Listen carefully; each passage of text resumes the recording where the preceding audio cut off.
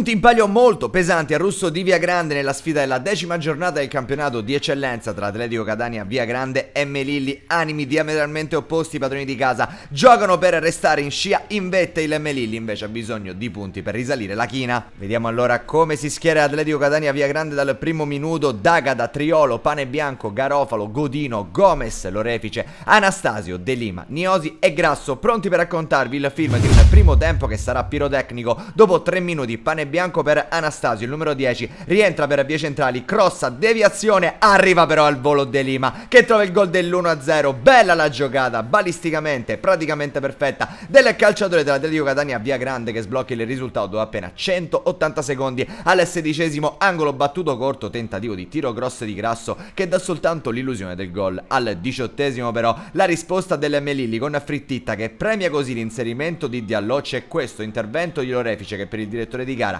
vale un calcio di punizione, poi il colloquio con l'assistente e diventa un calcio di rigore, una scelta che fa discutere e fa protestare i padroni di casa, mentre arriva il gol del pareggio proprio di Frittitta che spiazza D'Agata per l'1-1. Minuto 21, Diallo ancora protagonista, cerca spazio al limite dell'area, poi il pallone schizza per Frittitta, va al volo stavolta, trova la linea di fondo. Minuto 27, cerca Atletico Catania Viagrande con Lorefice, il pallone in area su Anastasio, il mancino però termina sul primo palo, lì riesce Barbagallo a fare buona guardia, ancora un angolo corto, Lorefice la mette dentro, la sfera rimane incastrata lì, ma rimane incastrata anche per Gomez che riporta avanti i suoi. 2-1 adesso e nuovo sorpasso per la formazione locale. Minuto 28, non si arrende il Melilli, c'è un calcio di punizione da grande distanza, il numero 10 D'Amico sfiora il palo. Arriviamo al 29esimo, nuovamente l'Atletico Catania Viagrande, stavolta orchestrando per vie centrali con Panebianco, il sinistro a giro costringe Barbagallo alla gran parata, al gran volo in calcio d'angolo.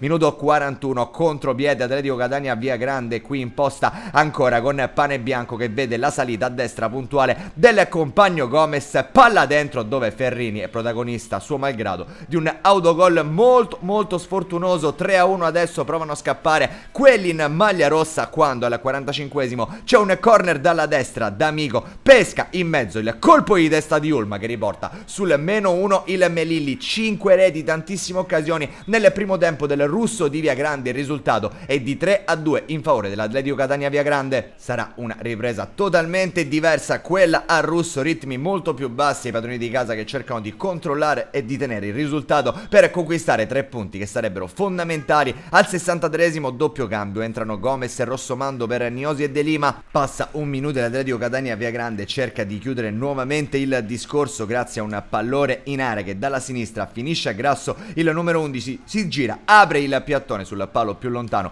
ma non trova lo specchio della porta. Al 66esimo dalla destra invece il cross giusto e per Frittitta che va in volo d'angelo, super D'Agata che evita il nuovo pareggio del Melilli. Minuto 86, tocca a Miano per Grasso negli ultimi minuti e poi ancora una volta D'Agata che si fa rispettare in area di rigore trovando il possesso su questa complicata palla su tiro da fermo. Finisce così al russo di Viagrande, finisce con la vittoria dell'Atletico Catania Viagrande che è sempre più terza in classifica alle spalle del duo di coppia Avola Modica. Amici di Wii Sport, un cordiale saluto e come sempre alla prossima.